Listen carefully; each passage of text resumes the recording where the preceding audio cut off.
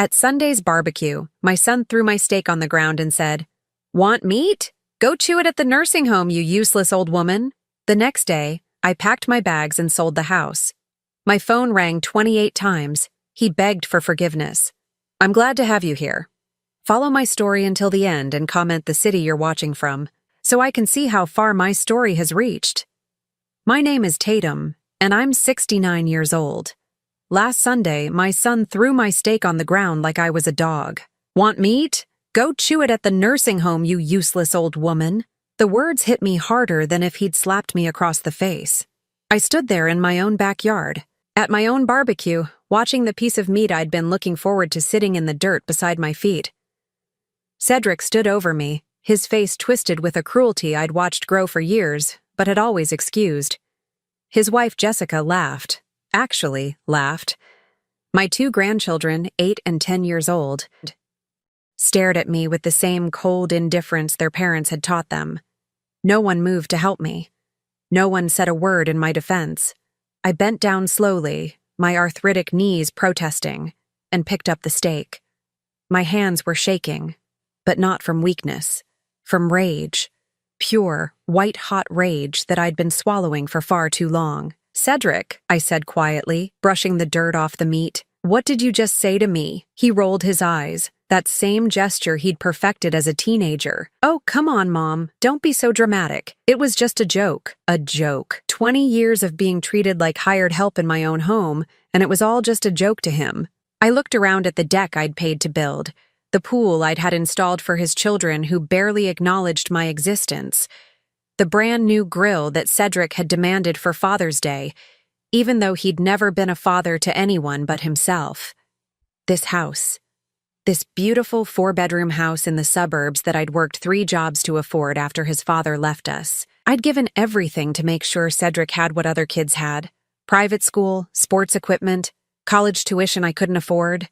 I'd sacrificed my own dreams, my own comfort, my own dignity, and this was my reward. "Get me another steak from the kitchen," Cedric said, already turning away, dismissing me like I was the maid. "And bring more beer while you're at it." I stood there holding that dirty piece of meat, and something inside me finally snapped. Not loudly, not dramatically. It was quiet, like a thread finally giving way after holding too much weight for too long. I walked into the house, past the living room where I'd raised him alone, past the photos on the walls of every milestone I'd celebrated while he took it all for granted. In the kitchen, I dropped the steak in the trash and looked around at the space that had been my prison for decades. This wasn't the first time.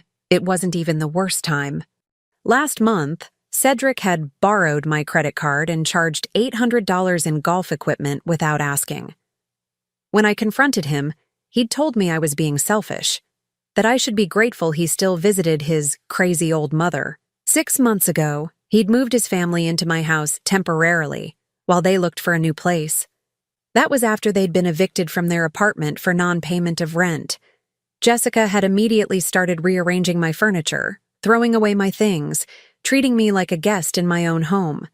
I'd been cooking their meals, doing their laundry, babysitting their children while they went out to dinner and movies. When I asked when they might find their own place, Cedric had laughed and said, "Why would we move? This setup works perfectly." For them. It worked perfectly for them. I walked back outside with a fresh steak and another beer, just like the good little servant I'd become. Cedric took them without a thank you, already complaining about something else. As I sat in the cheap plastic chair he'd given me while he lounged in the expensive patio furniture I'd bought, I made a decision that would change everything. I was done. I was done being invisible in my own life. Done being treated like a burden by the child I'd sacrificed everything to raise. Done pretending that this was what family looked like. That night, after they'd all gone to bed in my house, eaten my food, and left their mess for me to clean up, I sat at my kitchen table and made a list. A very important list. By morning, I'd made 3 phone calls that would turn Cedric's world upside down. He had no idea what was coming. The first call I made was to my friend Martha's son-in-law, who happened to be a real estate agent. It was barely 6 in the morning, but I couldn't wait another minute. "Dave," I whispered into the phone, standing in my bathroom with the water running to mask the sound. I need to sell my house. Today. There was a pause. Tatum, are you okay? This seems sudden. I've never been more sure of anything in my life. He was at my door by 7:30 with papers and a plan. Cedric and his family were still sleeping, exhausted from their late night of treating my home like their personal hotel. Dave took photos, made notes, and promised me something I'd thought was impossible. A cash buyer within 24 hours. It's a seller's market, he explained quietly as we stood in my spotless kitchen. Houses like this, in this neighborhood, they're gold. I have 3 investors who've been waiting for something exactly like this. While my son slept in my guest room that he'd turned into his master suite, I was signing papers that would strip it all away from him. See, Cedric had been counting on inheriting this house since he was 25. He'd told his friends, his wife, anyone who would listen, that he was set for life because Mom's got that big house and no one else to leave it to. He'd never worked consistently, never saved money, never planned for his future because he'd assumed mine would become his. For the past 5 years, every major decision he'd made was based on the expectation that this house, worth nearly $400,000, would eventually be his safety net. He had no idea that I'd already updated my will last year after watching him treat me like garbage during Christmas dinner. He had no idea that his name had been removed from everything months ago. But more importantly, he had no idea that I was about to remove him from my life entirely. By noon, I had an offer. Full asking price, cash, closing in 72 hours. I accepted without hesitation. While Cedric lounged by my pool, complaining to Jessica about how I'd overcooked the lunch I'd prepared for them, I was in my bedroom quietly packing 38 years of memories into boxes. I kept the photos of Cedric as a child, before he'd learned to see me as an ATM with legs. I kept my mother's jewelry and my father's books. I kept the quilt my grandmother had made, and the small collection of ceramic angels I'd been gathering for decades. Everything else I left behind. Dave had arranged for a moving truck to come Wednesday morning, the same day as closing. I'd already put a deposit on a small 2-bedroom apartment across town, in a complex that didn't allow long-term guests. Perfect. Tuesday evening, Cedric finally noticed something was different.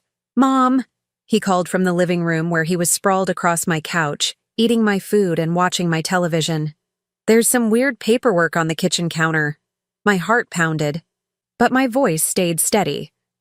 "Just some insurance documents, honey. Nothing important." He grunted and went back to his show. Even when his entire future was crumbling around him, he couldn't be bothered to investigate. That was Cedric all over. He assumed everything would always work out because it always had.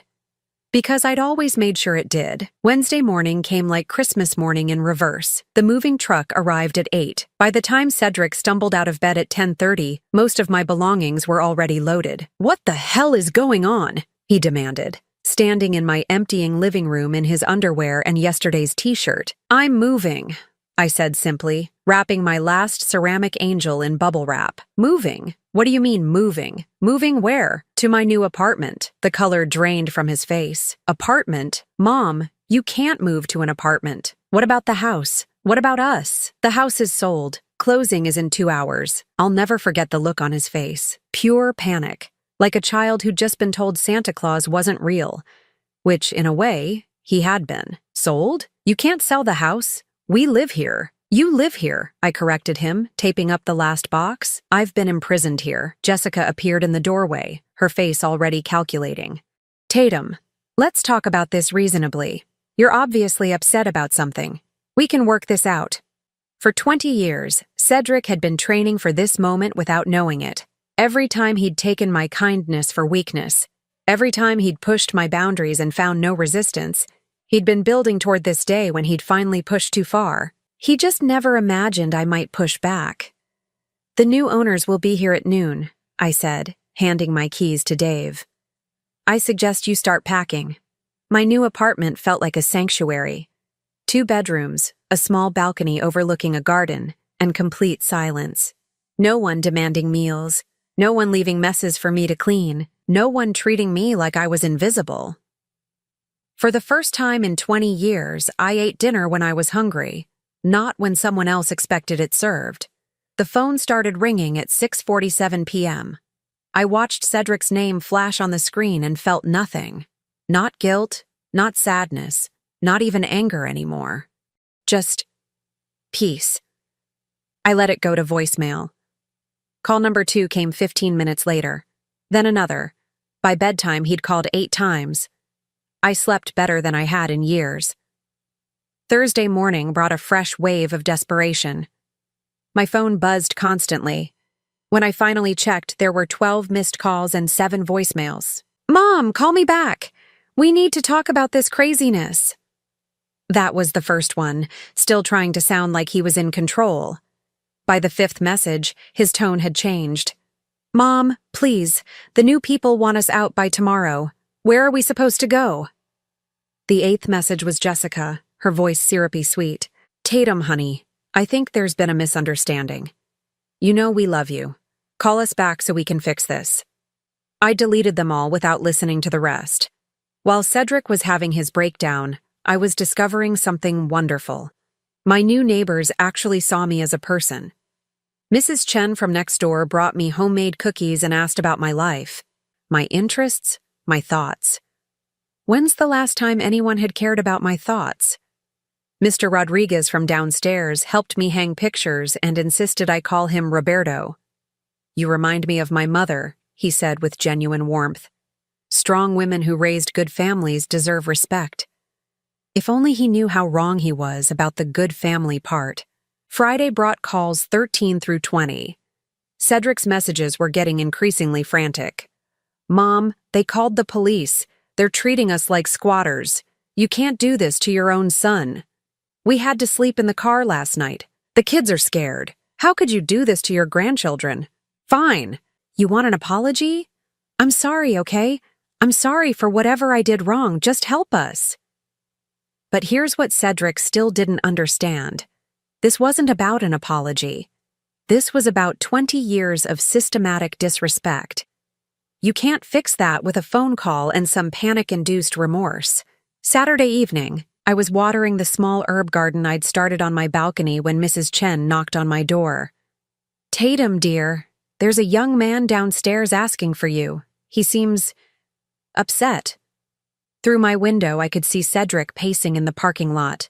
His hair was a mess, his clothes wrinkled. Jessica sat in their car with the children, probably crying about their crazy grandmother who'd ruined their lives. I didn't go down. Call 21 came at 9 p.m. This time, I answered. "What, Cedric?" "Mom, thank God. Listen, I know you're mad, but—" "I'm not mad," I interrupted. "Mad implies I still care enough to feel anger. I'm done." "You can't be done. I'm your son." "Are you? Because sons don't treat their mothers like servants. Sons don't humiliate their mothers in front of their own grandchildren. Sons don't steal from their mothers and call it borrowing." There was silence on the other end. Then, "I never stole from you." I laughed, actually laughed.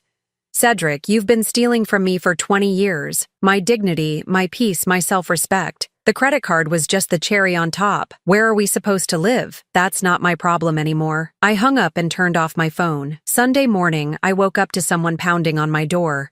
Through the peephole, I could see Cedric, looking like he hadn't slept in days. "I know you're in there," he shouted. "Open this door. We need to talk." I sat in my kitchen, drinking coffee and listening to him make a fool of himself in the hallway. Mrs. Chen's door opened. "Young man, you're disturbing everyone. If you don't leave, I'm calling security. That's my mother. She sold our house. She made us homeless. Your mother is a lovely woman who deserves peace in her retirement. Now leave before I call the police." I heard his footsteps retreating and smiled. Mrs. Chen was barely 5 feet tall, but she had more backbone than my 6-foot son. That afternoon, as I sat reading in my quiet apartment, surrounded by only the things I loved, my phone rang one last time. Call 28. I almost didn't answer, but something in me wanted to hear what he had to say now that reality had finally sunk in. "Mom?" His voice was broken, desperate. "Please, I'm begging you. I'll do anything.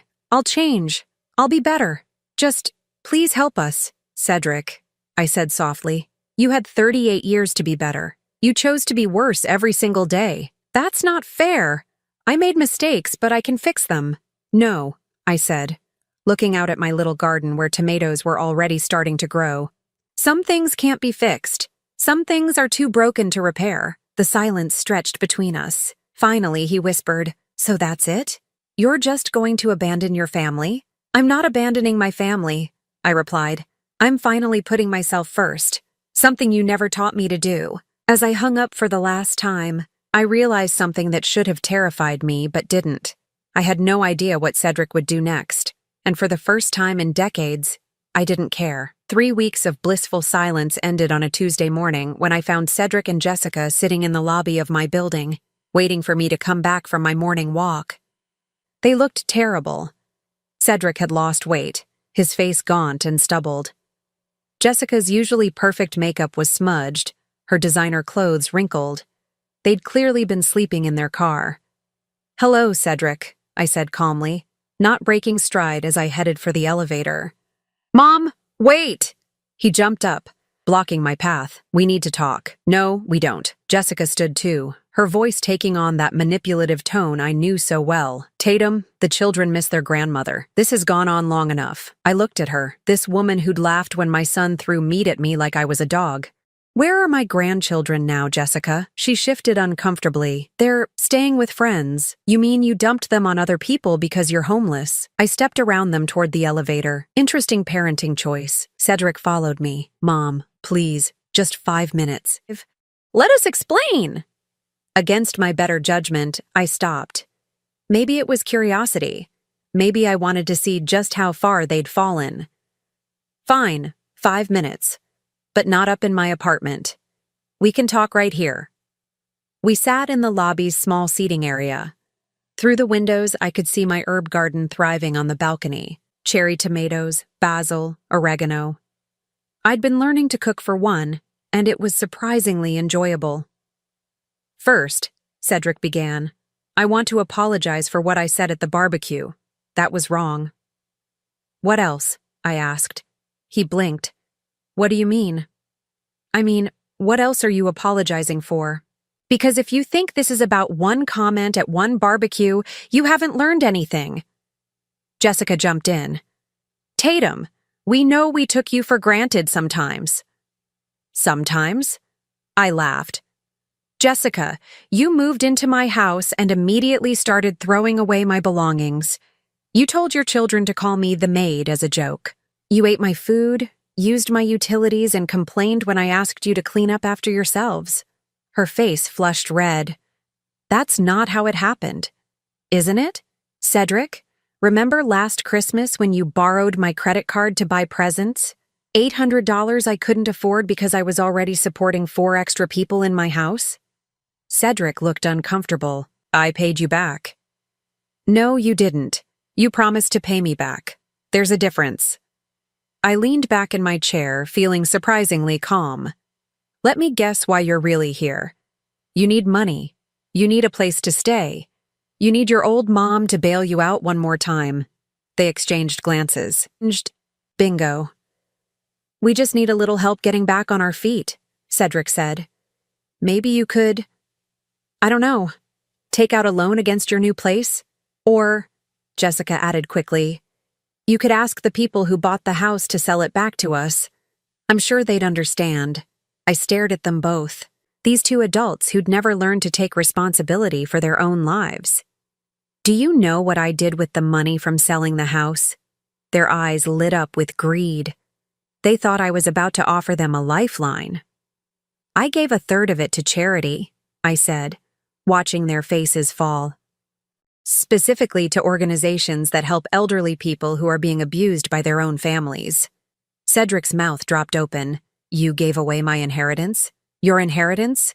I stood up, my voice rising for the first time. "Cedric, you haven't inherited anything because you haven't earned anything. Inheritance is for children who love and respect their parents, not for parasites who see their mothers as walking ATMs."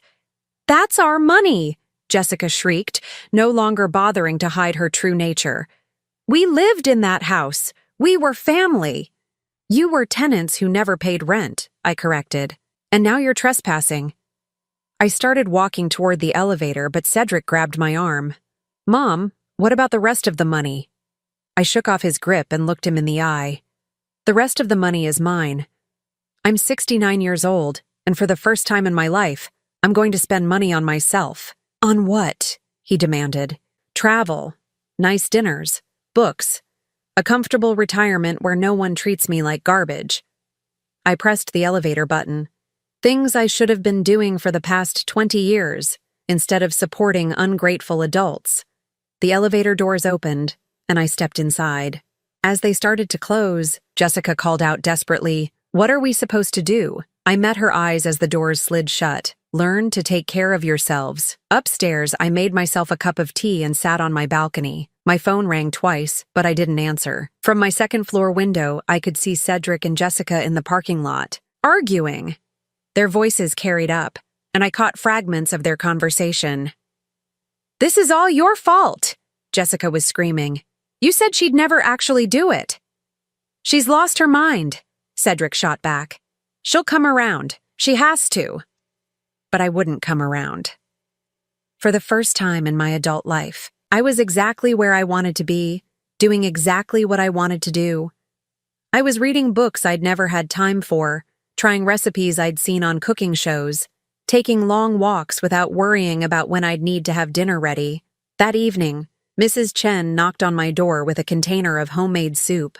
"I saw those people bothering you today," she said gently. "Family troubles?" "Former family troubles," I corrected, accepting the soup gratefully. "They're not my problem anymore." She nodded approvingly. "Good. Life's too short to let people drain your happiness, even if they're related to you." As I heated up her delicious soup, I realized something profound. Mrs. Chen, who'd known me for 3 weeks, treated me with more kindness and respect than my own son had shown me in decades. Maybe blood wasn't thicker than water after all. Maybe family was something you chose, not something you were stuck with. That night, I slept peacefully, knowing that tomorrow would bring another day of quiet contentment, and that Cedric would have to figure out his own tomorrow for the first time in his life. 2 months had passed since I'd seen Cedric in my lobby, and I'd started to believe he'd finally given up. I was wrong. The first sign was a handwritten letter slipped under my door. Not an email, not a text, but actual handwriting on actual paper. Cedric had never written me a letter in his entire life. "Dear Mom," it began, "I've had time to think about everything, and I realize now how badly I treated you. I want to make things right." The letter went on for 3 pages, full of apologies and promises. He'd gotten a job, he said. He and Jessica were in counseling. They'd found a small apartment and were learning to be responsible. The children missed me terribly and asked about their grandmother every day. It was beautifully written, sincere sounding, and complete nonsense. I knew Cedric. I'd raised him. He'd never learned to sustain effort for anything difficult, and admitting fault was the most difficult thing in the world for him. This letter was just another manipulation, probably Jessica's idea, but I was curious. How far would he go to get back into my good graces? How committed was he to this act? I decided to find out. I called him that evening. "Cedric, I got your letter." "Mom!" His voice was filled with relief and hope. "I was hoping you'd call. Did you believe it?" "I'm willing to give you a chance to prove it," I said carefully. "But it won't be easy. Anything. I'll do anything." "Good. I want you to come here Saturday morning at 8 o'clock. Bring work clothes." "Work clothes?" "Mrs. Chen next door is 83 and needs help cleaning out her garage. If you're really sorry for how you treated an elderly woman, you can start by helping another one." There was a pause. I could practically hear the wheels turning in his head. "Okay," he said finally. "I'll be there." Saturday morning came and went. Cedric didn't show up. I wasn't surprised, but I was disappointed.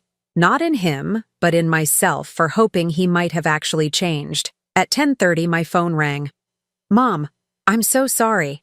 Jessica had a migraine and I had to take the kids to school and then my car wouldn't start and—" "Cedric," I interrupted. "It's fine." "No, it's not fine. Let me make it up to you. I'll come tomorrow." Tomorrow is Sunday. Mrs. Chen goes to church and visits her sister on Sundays. Then next Saturday. Next Saturday works, I said. Same time, 8 o'clock. He didn't show up the next Saturday either. This time, the excuse was that he'd been called in to work. The Saturday after that, one of the children was sick. By the fourth Saturday, I stopped expecting him. But I was curious to see how long he'd keep making excuses, so I kept giving him chances. It was on the sixth Saturday that he actually appeared at my door, looking sheepish and carrying a cup of coffee from the expensive place down the street. "I know I'm late," he started. 3 hours late, I corrected. "But I'm here now, and I brought you coffee. That vanilla latte you used to love." I accepted the coffee but didn't drink it. "Mrs. Chen finished cleaning her garage 4 weeks ago, Cedric. Her son came and helped her." His face fell. "Oh, well, maybe there's something else I can help with." I studied him for a moment. He looked tired, thinner, but not broken. His clothes were clean and his hair was styled. He wasn't sleeping in his car anymore, which meant he'd found somewhere to live without my help. "Actually, there is something," I said. "I've been volunteering at the community center, reading to seniors who can't see well anymore. They need more volunteers." His expression brightened. "That sounds perfect. I love old people." I almost laughed. Cedric had never shown any particular fondness for elderly people. If anything, he'd grown impatient with me as I'd aged, rolling his eyes when I moved slowly or repeated myself. "Great. They meet Tuesday mornings at 9. I'll let them know you're coming." "Tuesday morning?" His smile faltered. "I usually work Tuesday mornings." "You said you'd do anything." "I know, but I can't just skip work. I need this job." "Then maybe Thursday afternoons?"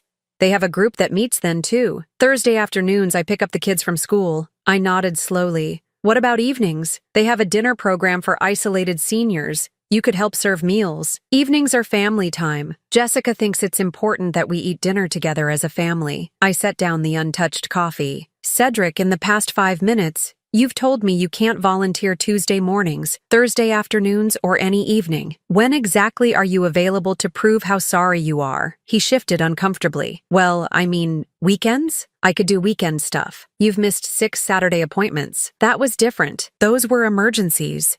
"Were they?" "Because from where I sit, it looks like helping others will always be your last priority. Just like respecting me was always your last priority." His face flushed red. "That's not fair, Mom. I'm trying here." "Are you?"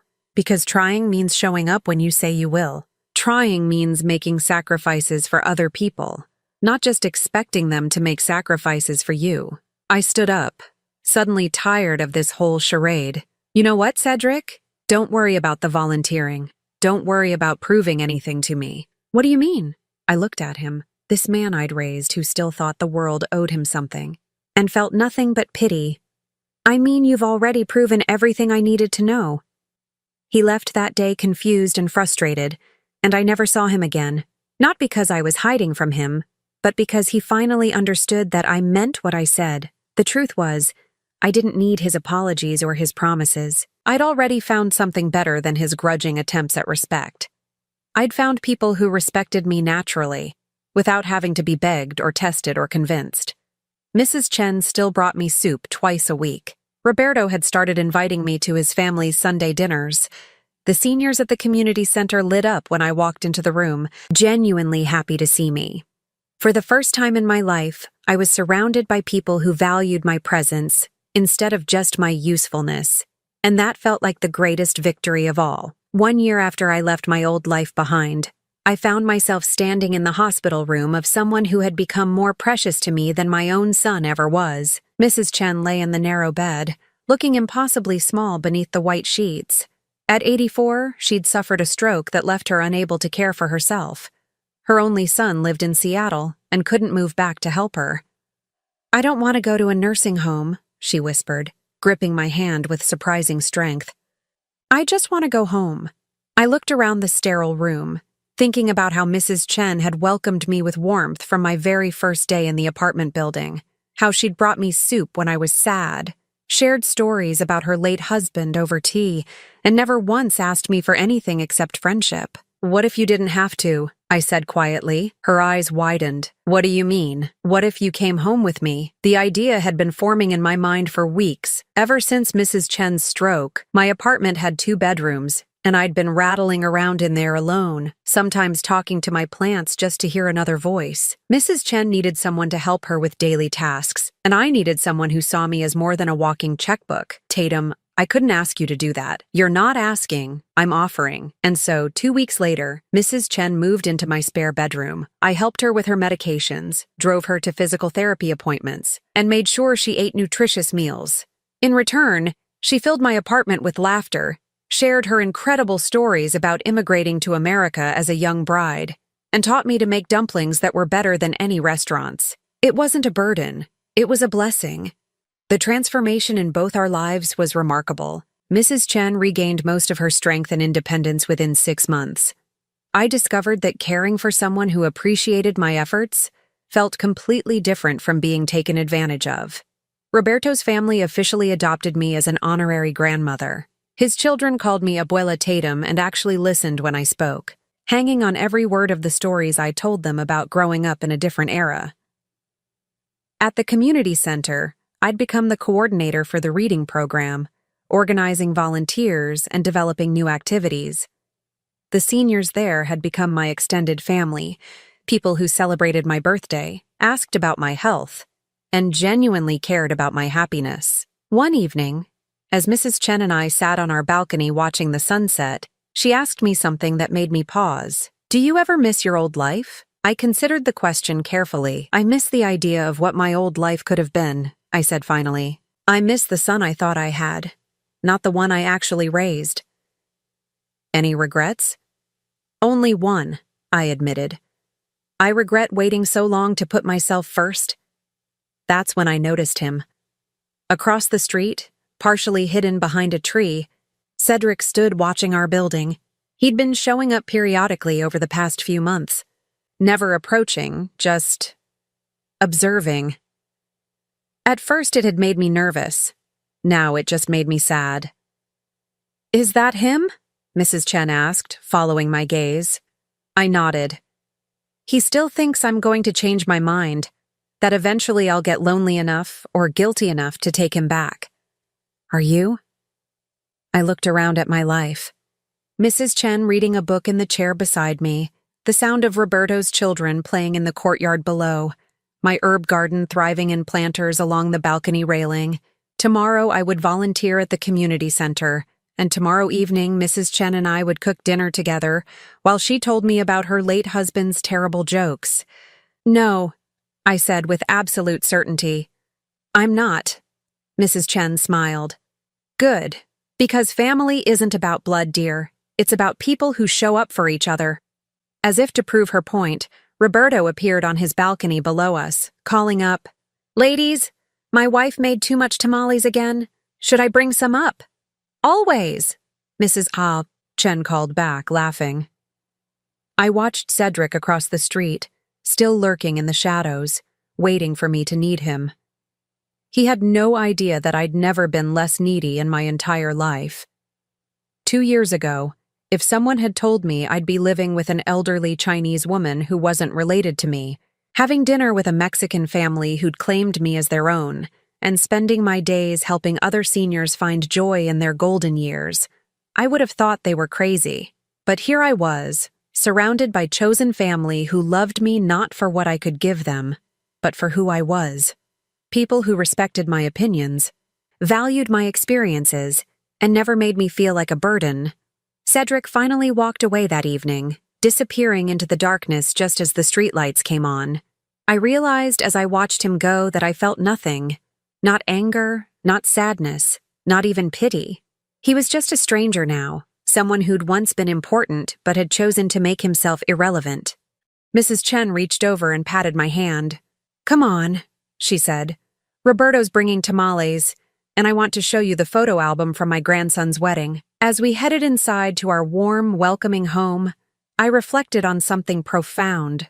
I'd spent 68 years trying to earn love from people who were incapable of giving it. At 69, I'd finally learned to recognize love when it was freely offered, and I had never been richer. The last thing I saw before closing the balcony door was my reflection in the glass. I looked different now, lighter, younger somehow, despite being a year older. The face looking back at me belonged to a woman who knew her worth, who had found her place in the world, and who would never again settle for crumbs when she deserved the whole feast. Some people spend their entire lives searching for family. I was lucky enough to find mine at 69, and it was perfect. Now I'm curious about you who listened to my story. What would you do if you were in my place? Have you ever been through something similar? Comment below. And meanwhile, I'm leaving on the final screen 2 other stories that are channel favorites, and they will definitely surprise you. Thank you for watching until here.